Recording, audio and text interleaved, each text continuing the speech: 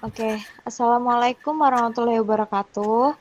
Perkenalkan kami dari tim Jedak Jeduk dan di video ini kami akan menjelaskan strategi yang tim kami gunakan dalam bermain mensumsim pada ujian akhir semester pada mata kuliah simulasi kelayakan bisnis kemarin. Sebelumnya, perkenalkan saya Rina Hana Eriska dengan NIM 1011910073. Dan saya Rama Aswayu Nurbaiti, NIM 1011910070.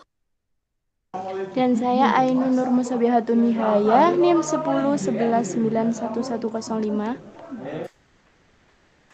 Saya Koko Jaya Pranata dengan NIM belakang 44. Dan saya Yardan Daca Zelgai dengan NIM belakang 86. Oke, untuk strategi permainan tim kami mungkin diawali untuk bagian retail. Untuk bagian retail sendiri mungkin bisa dilanjutkan oleh tim saya. Silakan. Ya, yang pertama yaitu kami terlebih dahulu menentukan lokasi toko yang sekiranya itu strategis dan juga menguntungkan untuk toko kami. Nah, jadi kami memilih tokonya yaitu di Jakarta, Bogor, dan juga Bandung. Nah, kenapa kami memilih lokasi tersebut? Karena populasinya itu sangat banyak, jadi akan lebih menguntungkan untuk toko kami karena dapat dijangkau oleh banyak orang. Nah, untuk rentalnya sendiri yaitu kami menyewa sebanyak areanya yaitu 150 meter persegi dengan kontrak 30 hari dan diskon 60%. Lalu untuk warehouse-nya kami menentukan yaitu untuk lokasinya itu di Palembang karena lokasinya itu strategis dan berdekatan dengan toko yang sudah kami sewa. Jadi akan meminimalisir ongkos kirim yang apabila toko kami itu mau memindahkan barang dari warehouse ke toko. Jadi akan menghemat uang dan juga menghemat ongkos kirimnya. Nah, untuk areanya sendiri yaitu 2000 meter persegi dengan rental kontraknya 30 hari dan diskon 60%. Yang selanjutnya untuk retail barang akan dijelaskan oleh Koko.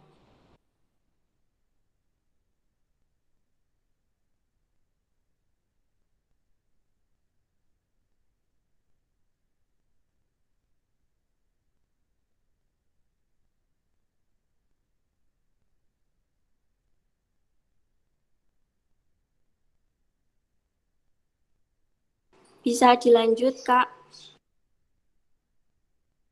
Astaga. Untuk retail sendiri kami membeli produk sebanyak 12.000 tiap-tiap jus dengan sistem COD. Saya membeli dari toko dari awal sampai menengah, sembari menunggu untuk dapat menghasilkan produk sendiri, dan untuk hari menengah sampai akhir pun kami menyetok dari warehouse.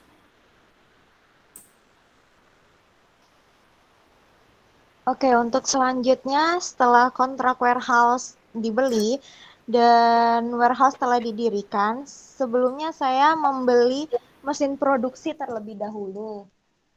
Untuk mesin produksi ini sendiri saya membeli sebanyak 2 unit dengan tipe jenis A. Mengapa alasan saya memilih tipe jenis A ini? Karena tipe mesin jenis A ini memiliki kapasitas produksi yang lebih besar dibandingkan jenis B. Selain membeli mesin produksi, saya juga membeli untuk bagian maintenance-nya saya membeli sensor produksi atau sensor mesin yang digunakan untuk mendeteksi kerusakan pada mesin produksi yang kami miliki. Untuk maintenance di sini sendiri saya memilih untuk menggunakan atau untuk membeli predictive maintenance, di mana di predictive maintenance ini sendiri memprediksi berapa persen kerusakan yang dimiliki oleh mesin itu sendiri. Dan apabila persen produksi count dan apabila predictive maintenance menunjukkan angka persen yang cukup kecil, maka saya akan mengimprove mesin itu sendiri dengan sesuai persen yang dimiliki. Setelah itu, untuk bagian produksi, saya juga membeli bahan-bahan produksi yang kami butuhkan di warehouse-nya, Kak. Oke, untuk bahan produksi yang dibeli, di sini yang kami butuhkan yaitu pertama kali saya membeli bahan produksi box sebanyak 120.000 dan juga straw sebanyak 240.000 dan juga buah-buahan sebanyak 40.000 dengan masing-masing buah yaitu 40.000 apel, 40.000 orange dan juga 40.000 melon. Untuk sistem pembayarannya sendiri saya memakai immediate delivery atau COD.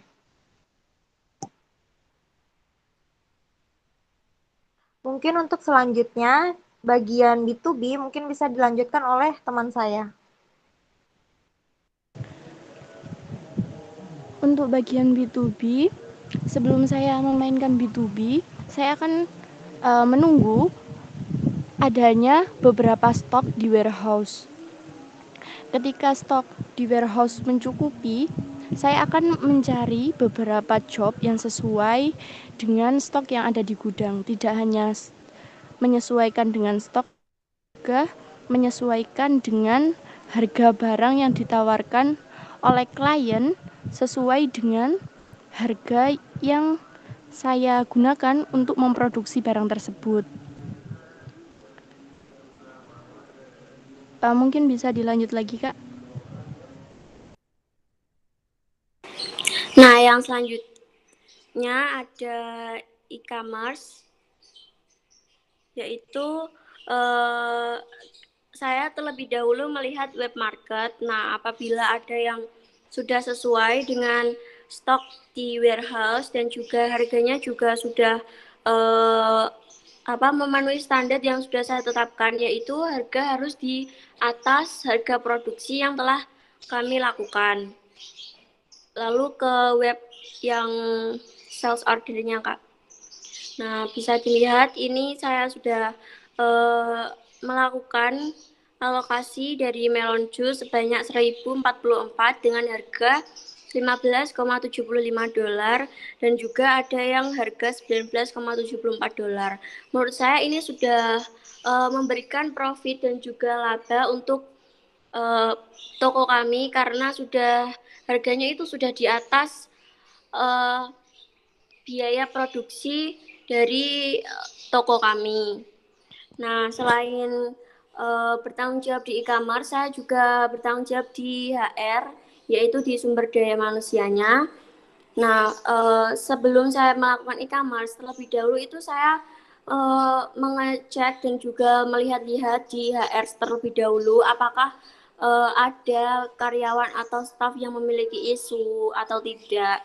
Nah, apabila saya menemui ada salah satu staf atau beberapa staf yang memiliki isu seperti misalnya konsistennya itu di bawah 70%, lalu operasinya di bawah 70%, itu saya akan mengkonseling staf tersebut. Lalu yang ke bawah, Kak, di bawah sendiri ke HR-nya. Nah, bisa dilihat ini staff turnover rasio dari HR saya sendiri sampai di akhir permainan ini hanya sebesar 0,07%, yaitu pada waktu akhir permainan hari-hari terakhir itu di toko Palembang itu mengalami ada staff yang resign. Nah, dikarenakan staf tersebut itu awalnya sudah saya konseling dan juga sudah saya training, tapi ternyata tetap karyawan tersebut itu sulit untuk diatur begitu sampai akhirnya staf tersebut resign. Namun menurut saya ini masih lumayan bagus dan tidak terlalu berpengaruh untuk kelangsungan toko atau kelancaran dari toko kami karena waktu ada yang resign itu saya langsung melakukan hire staff di job market dan menaruhnya di Palembang agar di toko Palembang itu tidak kewalahan dalam melayani penjualannya. Yang selanjutnya akan dilanjutkan oleh Yelga.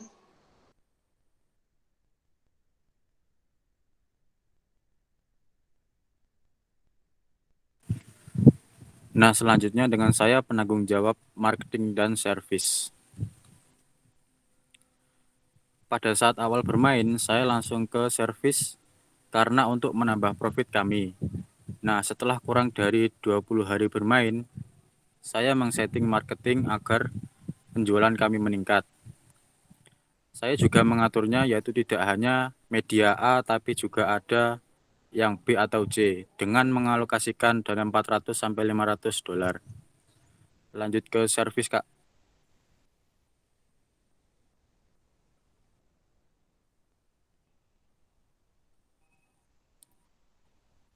Terus untuk servisnya yang pertama saya langsung melayani klien yang meminta proposal sesuai permintaan. Terus saya langsung menjadwalkan sesuai dengan hari kerja. Nah, untuk harga penawaran, saya menawar harga sesuai dengan bid yang tertera, bisa kurang dan bisa lebih. Selanjutnya akan dilanjutkan oleh teman saya, Rahma. Nah, yang selanjutnya untuk pengaturan harga sendiri pada permainan kami, yaitu strateginya pada awal-awal itu kan ada hari holiday, mulai hari ke-6. Nah, itu harga akan saya naikkan sampai 1 atau 2 dolar menjadi 28 dolar. Karena hal tersebut juga akan sangat menguntungkan untuk toko kami karena kan harganya bertambah tetapi biaya produksinya itu sama. Tetapi berhubung holiday itu akan mau tidak mau orang itu tetap akan beli dengan harga segitu. Tetapi apabila holiday sudah selesai dan itu hari biasa, mungkin penjualan toko kami itu sedikit menurun. Saya juga akan menurunkan harga mungkin ke 1 atau 2 seperti itu. Nah, untuk hari-hari terakhir itu saya akan menaikkan sampai ke 30 dolar untuk semua produk dan semua toko. Nah, cukup sekian presentasi dari kelompok kami tentang strategi dan analisis kami dalam bermain monsun pada saat ujian akhir semester kemarin. Nah, apabila ada yang kurang dari penjelasan kami, bisa ditanyakan di kolom komentar dan kami akan menjawabnya. Terima kasih. Wassalamualaikum warahmatullahi wabarakatuh.